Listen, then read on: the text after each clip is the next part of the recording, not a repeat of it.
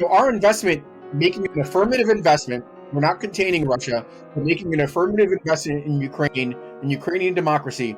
We both advantage our competition with Russia, but we also have an impact on this holy grail of foreign policy, which is driving a wedge between Russia and China, keeping Russia from falling into China's orbit. And that's, if you recast it from that geopolitical big picture standpoint, it really changes the stakes in Ukraine. And it really makes a compelling case how far we should be willing to go. I'm Benjamin Wittes, and this is the Lawfare podcast, December 6th, 2021. It's a scary time along the Ukrainian-Russian border these days. Russian troops are amassing in alarming numbers, and the Ukrainian President Volodymyr Zelensky declared recently that there had been a coup planned against him by Russian-aligned forces. How bad is it? Is it going to be another war? Is an incursion imminent? To go over all the questions, I was joined in the virtual jungle studio in front of a Lawfare live audience by Alexander Vindman, who needs no introduction to this community, and Dominic Bustillos, a research assistant to Lieutenant Colonel Vindman at Lawfare. We talked about the Russian military buildup. We talked about the purported coup attempt, and we talked about what, if anything, the United States can do to head off a coming disaster. It's the Lawfare podcast, December 6th, Trouble Brewing in Ukraine. So, Alex, get us started. I think a lot of people have heard that there is bad stuff going on in Ukraine, a Russian military buildup along the line of the border and also inside the contested areas. And the president of Ukraine, Volodymyr Zelensky, said there'd been a coup attempt. So let's start with the big picture question. What's going on? Yeah, it's quite a serious escalation or military buildup along Russia's and Ukraine's border, all precipitated by Russia. Ukraine has done nothing to drive this latest escalation except continuing on its way of being kind of a prosperous country trying to attempt to integrate with the West, which is frankly the reason that Russia is escalating the situation. It's driven by two major urgencies. One is a need, and the other one is an opportunity. The need is that Ukraine is slipping through Russia's fingers. If in 2014 Russia thought it had done enough damage by annexing Crimea and seizing an additional 3% of Ukraine's territory in the Donbass, it's figured out that that's not the case. If it had thought that Ukraine was going to be a failed state on its own, that's proven to be false. Ukraine has got a much more coherent and cohesive society. The economy is chugging along. It's growing relatively well. When I covered the portfolio in the White House, just several years back, it was about $120 billion economy that took a serious nosedive after 2014 and is now recovering. It's about $171 billion by some estimates. The military is moving along also. From a relative standpoint, Russia has major overmatch, but the gap is shrunk compared to what it was in the past. Just because back then Ukraine had on the order of thousands of troops available to defend Ukraine. Now it has tens of thousands, hundreds of thousands if you include reserves. So it's a much more kind of difficult target to bite off. And what we see unfolding right now, we could see a range of outcomes. And that's what we should think of it as. We could see a major demonstration shaping up, which is basically all of this capability coming on Ukraine's border and pressuring an outcome from the West and from Ukraine. So raising the stakes so high that the West puts pressure on Ukraine to satisfy Minsk II. Minsk II is the like major concession that Ukraine gave in 2015 after that froze the war to a low simmer, still violence, but no major kind of military movements. And in Minsk II, basically Ukraine would cede sovereignty over foreign policy to Russia. Russia would get a veto because of this federalized system. The piece of the Russia Ukraine that was seized would have a veto over which direction Ukraine chose. So that's one outcome where there's a coercive diplomacy to achieve a political aim. But frankly, I don't think, short of something that's clear, that Minsk II being fulfilled and Russia getting a veto, that's going to satisfy Russia. Because when we started this conversation is Russia sees Ukraine slipping through its fingers. And it really, what we could consider this current escalation to be is a continuation of 2014, which is, basically making Ukraine a failed state, ensuring that Ukraine doesn't present a viable alternative to the Russian system, that the Kremlin and Russia is prospering while everybody else is kind of, a basket case. And I don't think they achieve that through anything besides kind of a maximalist diplomatic concession. So that takes care of the need portion. And just quickly on the opportunity side of the equation, the opportunity is they see a lack of resolve from the West. They see a lack of resolve from the U.S. They see kind of this emanating from a withdrawal from Afghanistan, a hyper focus on China instead of the immediate threats or the near-term threats, 3 to 5 years with regards to Russia.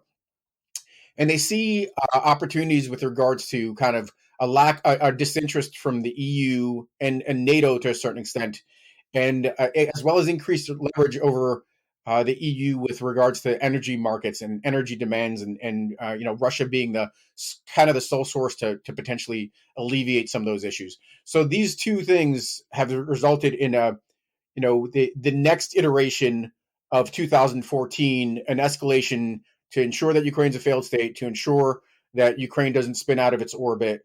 And I think it's likely to end up being pretty serious, and we should treat it as such. We shouldn't consider just the diplomatic coercion portion of it.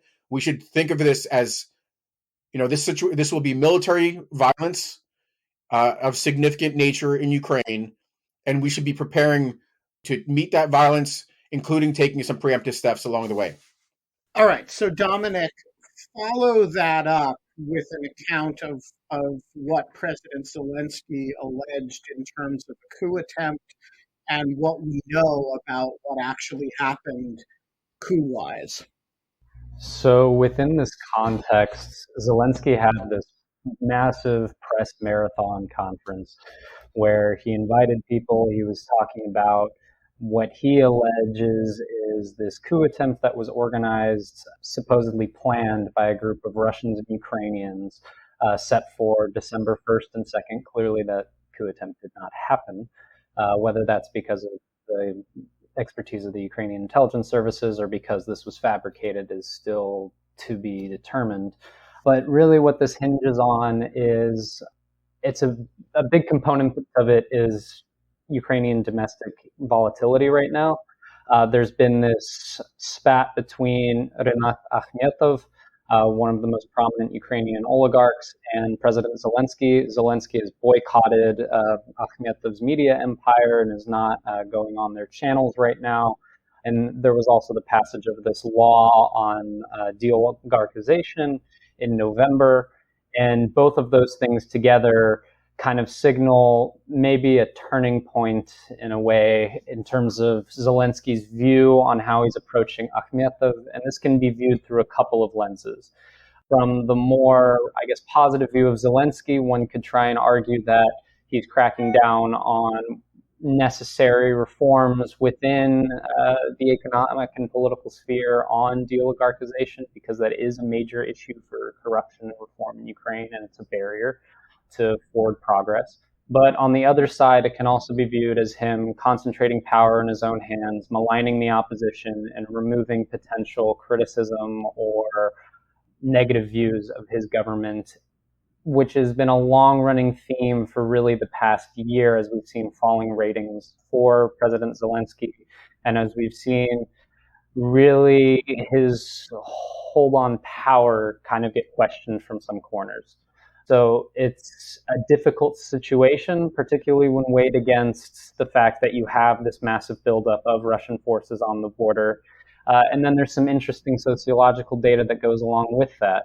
So a majority of Ukrainians now, if you believe the polls coming from the Kiev International Institute of Sociology, majority of Ukrainians don't have faith in Zelensky as a leader during wartime with Russia, in the neighborhood of something a little bit above 50%. I would have to double check the actual data there. It's believe so. And then that's just a difficult situation to be in, considering that he would be the head of state in any potential Russian invasion plan. On the coup component of this, it is not the least bit surprising that something like this would unfold, and it could be kind of low level and not serious, but it still is a useful tool for President Zelensky to talk about these types of operations from the Russians, and there's a precedent for these types of operations, these intelligence-based operations, whether it's kind of Wagnergate, this idea of capturing Russian mercenaries that had participated in the war in Ukraine in 2014 and 15, or really, frankly, this coup attempt itself, which is, to me, the first thing I thought of when I heard about this was Montenegro. I think it was 2018, 19. I think it was 2018 when they were looking to join NATO, and this crazy attempt spoiled by the Serbian security services, where the Russians were looking to assassinate the Montenegrin prime minister to prevent Montenegro from joining NATO. And these types of operations are kind of notorious and well established, whether it's chemical attacks to assassinate opponents in Salisbury, assassination of Chechen nationals in Germany. The fact that is that I would say the security services in Russia are unconstrained. Russia is not deterred from using these types of means because of the fact that they've been successful, because of the fact that they keep attention on Russia as kind of like a major security player. So these are likely to continue to unfold, and the reciprocal claims of Ukrainian security operations or intelligence operations are kind of a good, useful propaganda tool too. Although, frankly, less credible from the Ukrainian side than and almost certain from the Russian side. Okay, so I want to, before we move on from the coup matter, I just want to ask Dominic. You said it, whether there was really a coup attempt in the works or whether it was a fabrication on Zelensky's part is, still a matter to be determined. How much do we know about whether there was anything real happening or whether this is a sort of merci no coup situation?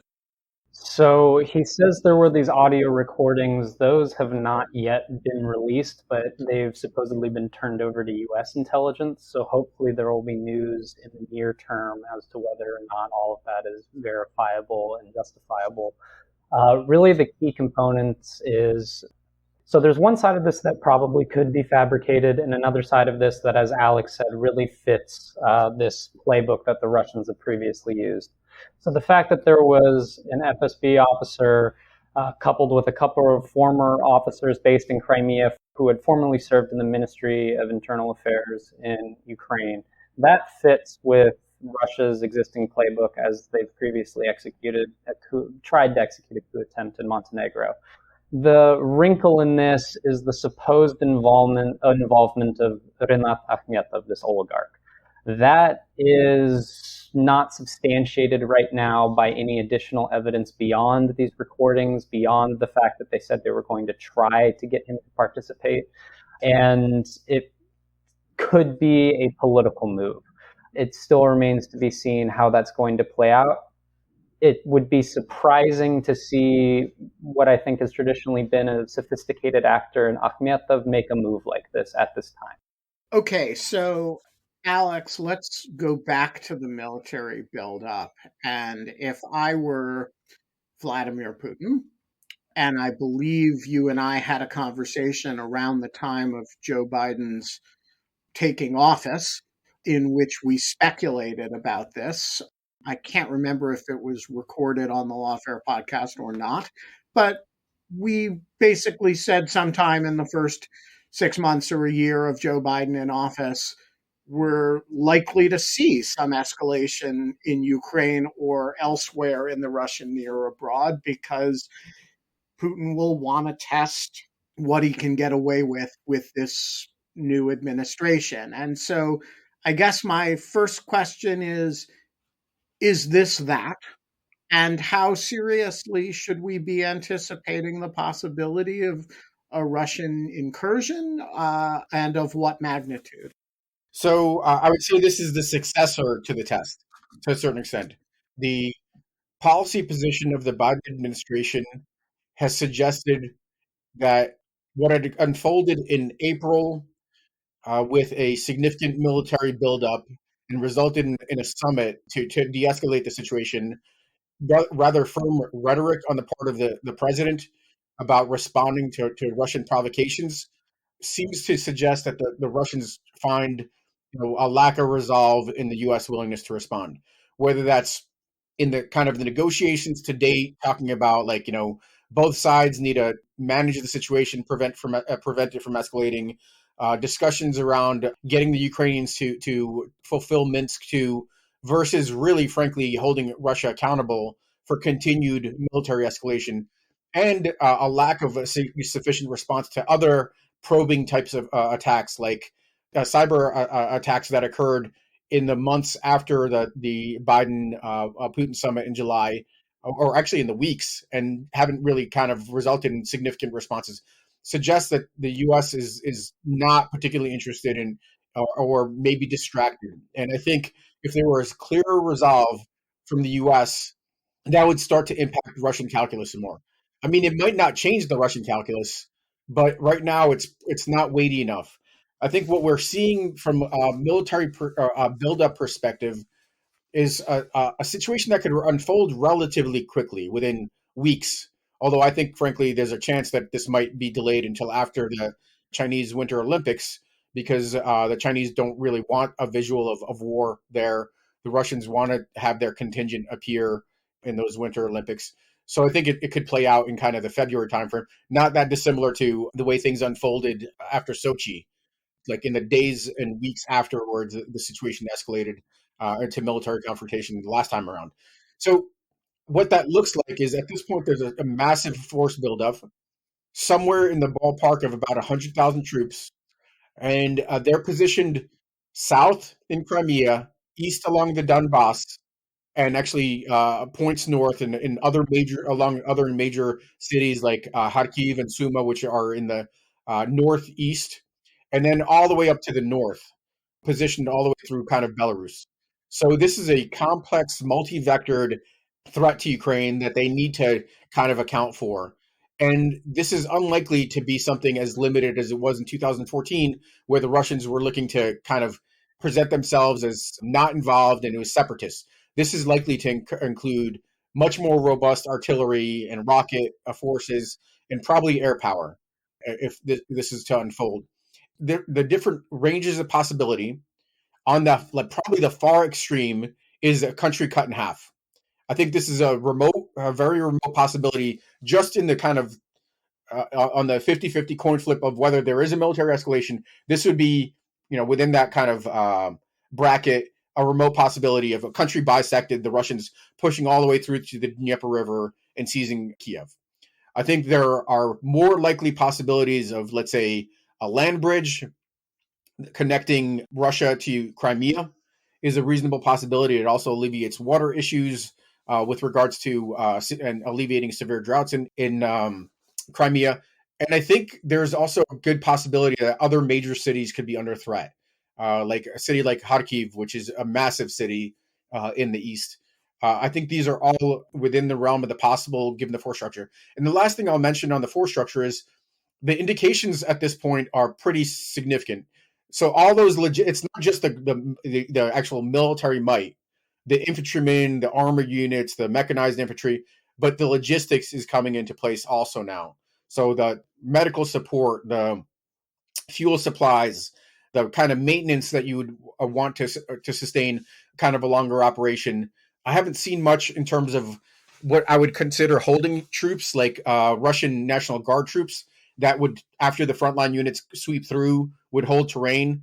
That'll be another key indicator. And then finally, the crescendo of preparation of the Russian population with even more significant rhetoric around why Russia needs to go into Ukraine. Those last couple of steps haven't been put in place yet, but those would be the things that would unfold in the preceding week or two. And just so that we're clear on this, and the Ukraine military has made significant advances over the years. It's not trivial anymore. But do you have any doubt that in the event of a significant Russian incursion, Russia is capable of doing actually whatever it wants in Ukraine, if it cares enough to do it? I think that's probably true under the current circumstances, and that has nothing to do with the morale capability, or actually the morale and motivation of the Ukrainian military. It has a lot to do with the capabilities. And I think what you have is, yes, you have a very large pool of troops, potentially on the order of like 500,000 troops that could be, if you include all the reserves, that could potentially participate in this. That's a massive amount of force and a high degree of casualties that the Ukrainians are going to take and that the Russians would take in their offensive. And I think there are kind of, the term is going to escape me, but the kind of troops that you would have and the kinds of paramilitary that you would have in place after the Russians seize terrain, basically like partisans. There's a better name for it, but I'll just go with that one for now. Little green men. Well, this would be on the Ukrainian side. Oh, I see. I see. You mean Ukrainians left behind the lines? Yes, I think that's right. They're like a national guard of sorts. So this is likely to kind of not just bear out very quickly. And although the Russians would be savage in the way they would kind of deal with some of these things. Part of the Russian mentality is, being particularly brutal in ending a confrontation is in itself kind of humane because you're ending the conflict more quickly. Last quick point on the capabilities. The Russians have overwhelming air power. They have enormous capabilities with artillery and rocket forces. They have a capable ground forces. They have all sorts of enablers with electronic warfare, unmanned aerial vehicles. What the Ukrainians are missing, they're missing much more robust, and this is on the ground sphere. So they're missing robust anti-tank capabilities. They're missing significant air defense capabilities. These are the things that would likely change the Russian calculus. And also with regards to the fact that the Russians have a robust naval infantry and amphibious capabilities, they would need some coastal defense capabilities also. And frankly, when we get to it, a provision of some of these capabilities would start to change Russia's calculus on what kind of casualties they could take. Okay, so I wanna focus on that. I look at this situation and I say, Ukraine, at the end of the day, not a country we're going to go to war for. That's the magic NATO line, and Putin knows that. At the end of the day, do we have the ability to prevent this, or is this something that we're going to watch happen and yell about, but is really beyond, in a very traditional sphere of influence kind of great power analysis? It's in their sphere of influence. We're going to let it happen. It's just a question of whether we admit it. Yeah, I know that you're taking a provocative position, but let me go ahead and address that. So what if we reframe it as, are we willing to go, or instead of are we willing to go to war with over Ukraine, is Russia willing to go to war with the West over Ukraine? That's really the more fundamental issue. Because really, it's more of a question of whether the Russians believe that this is going to result in a confrontation with the West, which they don't want. They don't want any escalation that goes to thermonuclear war. Nobody wins in that scenario, or even a conventional war. So that's the opportunity component that we've discussed a couple times. But what if we recast Ukraine not as a country on the periphery of Europe, outside of NATO Article 5 framework, outside of collective defense architecture, and buy into this notion of Russia getting a privileged sphere of influence just because it has like it might makes right, and this is like a 19th century notion. What if we recast it as central to our geopolitical competition with both Russia and China? In that kind of situation, we are willing to go a lot further, definitely go way more forward with regards to brinksmanship based on the value of Ukraine. And the value of Ukraine is twofold. One, there is a natural values-based case for Ukraine. It's a democracy. It's gone to the streets on two occasions when the country was facing democratic reversals, and it's firmly at this point kind of bought into European integration, if not done all of the steps it needed to move in that direction. But from a interest-based perspective, it's maybe even more important. And what I mean by that is if we buy into the Russians' own argument about why Ukraine is so important to them, which is it magnifies Russian power. Ukraine, outside of Russia's orbit and successful, poses an existential threat to the Russian regime, to the Kremlin regime, to Putin's regime, because you have one population, as far as Putin argues, separated by an artificial border, but they're really one people. Why is Ukraine prosperous and Russia languishing? Why do the Ukrainians enjoy freedoms and the Russians don't? So if you buy into that argument, Ukraine that's made to be successful, that we invest a generation of resources into. And actually, I have an article with the New York Times that we're going back and forward on. So you're getting a preview of this argument, recasting Ukraine in a geopolitical framework. But Ukraine, in much the same way as West Germany made East Germany unviable, proved it to be a failed experiment in the Cold War, Ukraine could do the same thing for Russia. And now, if that kind of you could see the direct linkage on competition with Russia there. Question is, how does this impact China? Well, the reason it impacts competition with China is there's a legitimate, deep concern about the conversion of Russia and China at the moment. It's based on regime interests. Both regimes see utility in working together. But in this future that I'm laying out for you, after a generation of investment in Ukraine, Ukraine's prosperous, Russia's languishing. What you could envision is a change of government in Russia. In this change of government, it's no longer regime interests that drive Russian calculus. It's national security interests, and all those national security interests are from the East. All those national security interests are from a belligerent rising China. So our investment, making an affirmative investment, we're not containing Russia, but making an affirmative investment in Ukraine and Ukrainian democracy, we both advantage our competition with Russia, but we also have an impact on this holy grail of foreign policy, which is driving a wedge between Russia and China, keeping Russia from falling into China's orbit. And that's, if you recast it from that geopolitical big picture standpoint, it really changes the stakes in Ukraine. And it really makes a compelling case how far we should be willing to go. Now, I'm not arguing that we should go to war. I'm not even sure if we should put boots on the ground. I don't think that would be provocative and maybe elicit the kind of reaction that we don't need from Russia.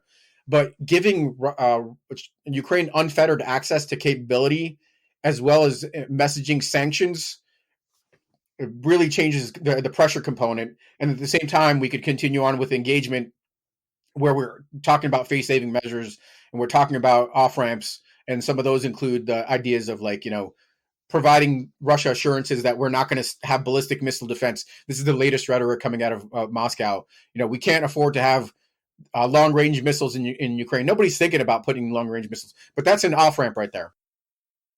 So your basic policy, if Joe Biden called up Alex Vindman and said, what's the policy on Ukraine and Russia, your policy would be sell them anything they want to buy. That's part of it. I think an ounce of prevention is better than a pound of response or something of that nature. And, you basically signal to Russia that by saber rattling, by escalating the situation, they're actually precipitating the kind of security dilemma that they want to avoid. The preferred outcome here is one of two things. One is that Russia realizes that the stakes are high and backs off, and Ukraine could kind of continue to plod along and make progress as they've been doing.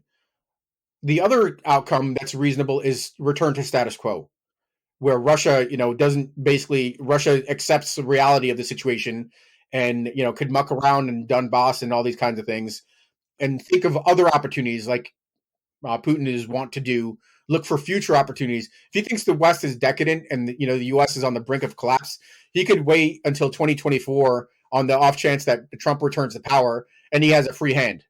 So you could make it clear that, right now may not be the time. There is not the opportunity that he thought existed, to match as the counterpart to the need. And I think that's where you, frankly, you could make some serious headway with this particular crisis. All right. So, Dominic, Alex refers here to some of the messaging that Putin is sending abroad regarding his security needs. How is he talking to his own people about this?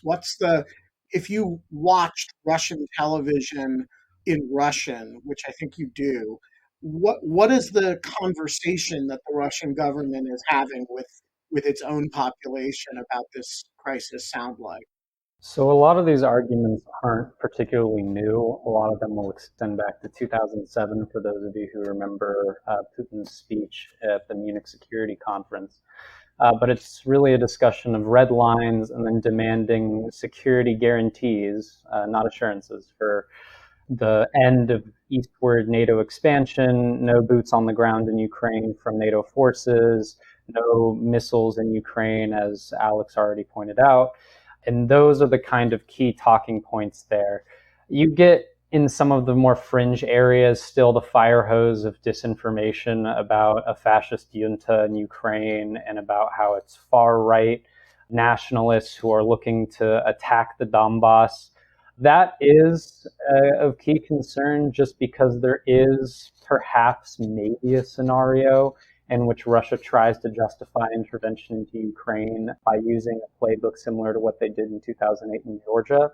Now, the idea that Ukraine would actually attack the Donbass in any meaningful scenario is highly unlikely, but there could be something that could be manufactured on the border. And there was a recent statement from the head of the DNR, the Donetsk People's Republic, Denis Pushilin, that they would ask for help from Russia in the event of any kind of incursion into the Donetsk People's Republic's territory. And just to be clear, the Donetsk People's Republic territory is in fact Russian-controlled in all but name, right? So if the president of the Donetsk People's Republic says would ask for Russian intervention in the event, that's actually a Russian communication, right? Essentially, yes. Now, the inner workings of these small statelets is something that is really under-researched and doesn't have a lot of good evidence to support how business is actually conducted behind closed doors there for a number of reasons, especially given the difficulty of access for journalists, academics, etc. But these statelets couldn't survive without Russian support. And part of Russia's calculus through this whole process is tangible, plausible deniability.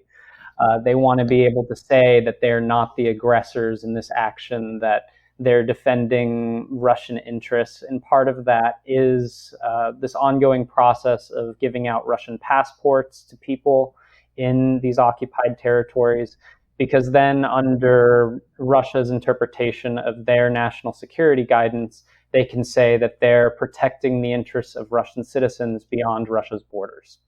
I'd put it this way. If Russia ended its support to the Donetsk and Lugansk People's Republics, they would cease to exist. So it's Russian-controlled, Russian-backed. Russia provides the backbone. Russia is the driving force behind these regions.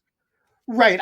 I just mean when you hear the chieftain in Donetsk saying we would ask for Russian intervention, you should hear that as Putin saying, I mean to intervene in the event, right? Correct. And so I guess I'm trying to imagine what the situation is that translates all these tensions into an actual incursion? Is it a manufactured border incident? Is it just an unprovoked, one day the tanks roll over? Is it something happens in Donetsk and it's blamed on Kiev? What does the flashpoint scenario look like? The flashpoint scenario could be as wide as your imagination can grasp. I think it could be any number of different things, and frankly, it could be as something as simple as the troops rolling across the border, and then some sort of fabricated pretext, or it could be like bombings in Moscow of apartment buildings, to result in a second incursion into Chechnya. It could be any number of different things. What's clear to me is that Putin hasn't quite settled on which course of actions will likely result in his desired outcome. If he could achieve what he wants through diplomatic coercion and get the U.S. and the EU and NATO to back off and say, "Fine, we don't want a war there. What is it going to take? We'll reduce our bilateral cooperation." Guess what? That doesn't mean that it ends there. It means that Putin banks what he gets, and then he believes he's got a free hand. That means all of this stuff of like, well, but we'll do that. But if you escalate the situation, we'll then slap sanctions or something like that. That's going to be meaningless because it's going to be proven hollow. So if he could get what he wants by a hands-off approach from the West, and then he could apply all of the hybrid warfare, all of the tools he has in his arsenal, munitions in his arsenal, tools in his toolbox to get what he wants, he'll do that. Now, if he doesn't think he could do that, and the ultimate goal is to prevent Ukraine from slipping through his fingers, and he doesn't think that the West is going to respond in a robust way, that is a very likely scenario. And that's why you hear all of the experts kind of talk about how different this is likely to unfold in a military manner. All right. We are going to go to audience questions. The floor is yours. My question is, if U.S. policy is to avoid war with Russia over Ukraine, but provide extensive affirmative military support to Ukraine, does that not likely provoke Putin to act quickly to blame the West for its provocative actions and present the West with a fait accompli before the military aid has any impact? So, Harry, that's an excellent question, and frankly, something that I've thought about as I'm writing my New York Times piece and making this argument. The bottom line is that Putin's objective here is to gain control over Ukraine, and the question is, what is the U.S. to do? What is NATO to do about this? Is the U.S. to basically avoid any risk of escalation whatsoever and cede Ukraine, or is the U.S. willing to put some skin in the game and assume the risk, recognizing that Russia also has no interest in war? Russia also has no interest in nuclear escalation. And if that's in fact the case, putting skin in the game and sending the message that we are willing to go darn far to defend Ukraine, we're willing to go darn far because Ukraine is central to our view of the world from a values perspective, and even more central to our view of the world from an interest perspective. That is something that's not going to, and the Russians get that message. They're not just going to arbitrarily choose to go to war. They're looking at opportunities. And in fact, if this opportunity doesn't exist, they'll look for future opportunities. Because again, I think there's a reasonable case to be made that the U.S. is vulnerable internally, that you could have a Trump or a Trumpist candidate return in 2024. Other opportunities exist. So the question is, we're not necessarily buying down all risk. And certainly Russia is making a calculation that, its window of opportunity for Ukraine is dwindling. It's going to be only harder in the future. But is it worth going to war or look for a future opportunity? And in my calculation, in my read of the way the Russians will do business, a provision of this kind of equipment in a thoughtful, metered manner, and with the message that this is just the tip of the iceberg, is not going to be. It's going to be a deterrent. It's not going to be something that's provocative, and the Russians will look for another opportunity. An anonymous attendee asks, can you please outline how Zelensky has been performing since he got elected? How do people see him? How do other European leaders see him? So I want to amplify this question a little bit because when Zelensky got elected, there was a lot of excitement in the US government, not shared, of course, by the president, but that's a discussion for a different day. A lot of people like you and Masha Yovanovitch and George Kent and, a lot of people who testified in the impeachment inquiry were very excited about the reform prospects of Zelensky. The sheen seems to be off now, at least somewhat. I'm curious how you assess how he has done and to what extent, to the extent there are failures, to what extent they're really his fault. Yeah, that's you. I mean, you frankly covered the parameters here, but there was great optimism. As a matter of fact, I had high confidence that he was going to be elected in the 2019 election, and I put together an action plan on how do we seize all of the opportunities of a brand new president, somebody that is earnest and interested in reforms, but untrained and frankly not a skilled politician or bureaucrat for that matter, and how do we seize that opportunity and help them along? Well, we passed up on that opportunity. We weren't able to implement the action plan in a large way because of the former president initiated a corrupt scheme.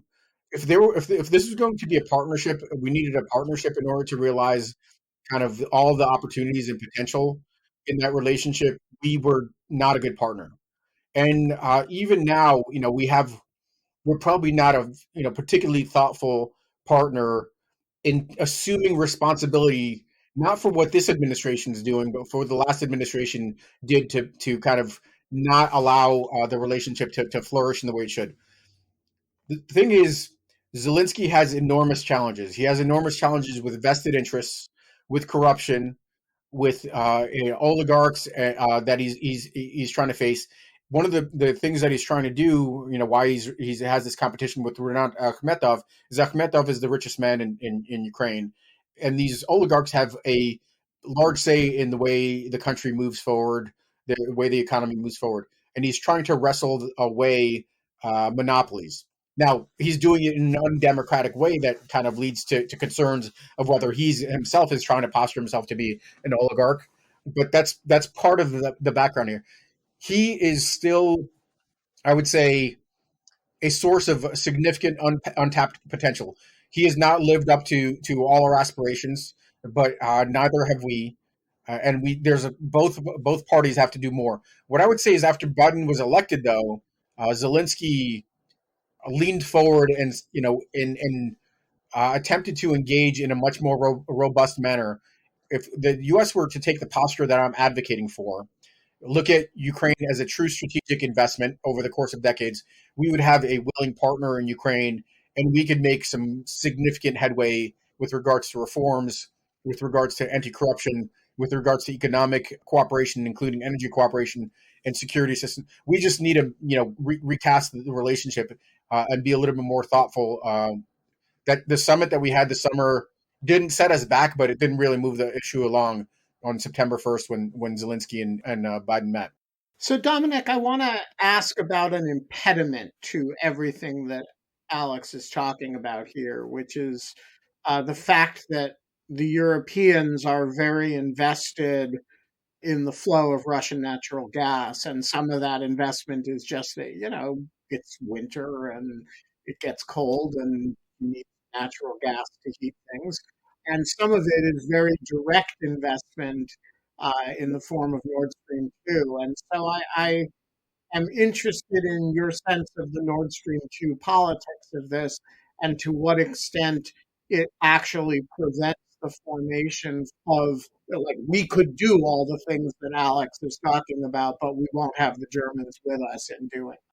So I'm not sure if it prevents us from doing all of those things, but it definitely throws a wrench into how smoothly that can proceed and to how quickly those things can proceed and whether or not we can actually ensure energy security in Ukraine in the near and middle term future. So the Nord Stream 2 issue is back again within Congress because there's the National Defense Authorization Act, and there's these two amendments that Bob Menendez and Senator Risch want to introduce. And one amendment from the more Democratic side under Menendez is saying that this is going to go to the Biden administration for ultimate decision on whether or not to impose sanctions.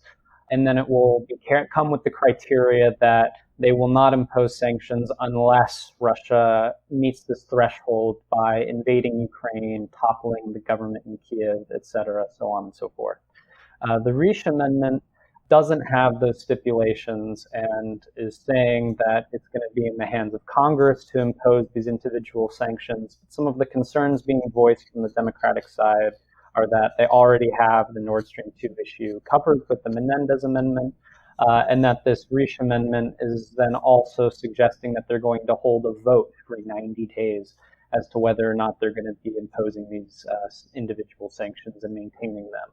And that could be an obstruction to further legislation in other areas that we desperately need in the domestic realm. So it's something that's really kind of split along partisan lines when I think, as Alex has spoken on before, support for Ukraine, particularly within Congress, is really not a partisan issue. It's traditionally been a strength for bipartisan support and bipartisan legislation. But now you see some of this partisan toxicity bleeding over into meaningful movement in that direction. Why these sanctions matter is because the Nord Stream 2 pipeline, if it gets turned on, if it gets approved, could potentially lead to a scenario where Russia can turn off the gas transit through Ukraine. And there's been this non-paper that was leaked recently to Axios, which, if it is in fact the real deal and a classified German government document, seems to demonstrate that the Germans wouldn't take that many meaningful steps to prevent some sort of weaponization of energy security from the Russian side directed towards Ukraine. So just on the European side, just briefly, I think you're right. There's a reluctance, and it's around this energy issue. It's around this idea of further degrading relationships with Russia, and Europeans are reluctant. But I think, frankly, U.S. leadership could be critical here. If the U.S. buys in to a strategic vision of Ukraine in competition with Russia, and makes a much more stark interpretation of what can actually be accomplished with Russia, it could lead the way in bringing the Europeans around. I mean, it's just the fact of life. This happens on a regular basis. We might not get everything we want, but with U.S. leadership, we could probably bring around NATO and the EU to a much more kind of thoughtful position on Ukraine. But we need to get kind of the U.S. house in order before we move in that direction. All right, we have another question from an anonymous attendee. Have you seen any politicians in Russia, from Navalny to others less oppositionist, saying or doing anything at all to calm tensions to avoid the impression that all Russians would love to impose the country's will on Ukraine? Dominic, get us started. That's a difficult question to answer, just because the opposition in Russia right now is really atomized and has been suppressed and repressed systematically over the course of the last year in a really kind of frustrating and disconcerting way. And this has been a long time going. I mean, having spent time in Russia, discussions of the war in Ukraine aren't necessarily taboo, but it's not something that anybody wants to talk about.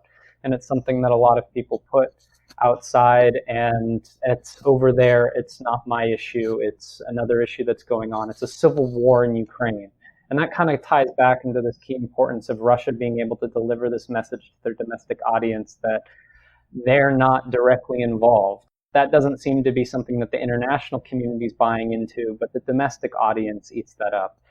And whether or not people can actually come out and resist this, there are individual instances of people protesting. The organizations like Memorial have previously been outspoken when talking about some of the aggression on the border between Russia and Ukraine. But even they are being liquidated now. And if you go back to 2015, when one of the most prominent members of the opposition movement, Boris Nemtsov, was assassinated. He was assassinated hours after calling for a rally and a march in opposition to the war in Ukraine and Russian involvement in Ukraine, and had been conducting an investigation of the presence of Russian troops in Ukraine. And so those kinds of things are a direct signal to a domestic audience and to any smart, savvy opposition leaders that this is an issue that's off limits.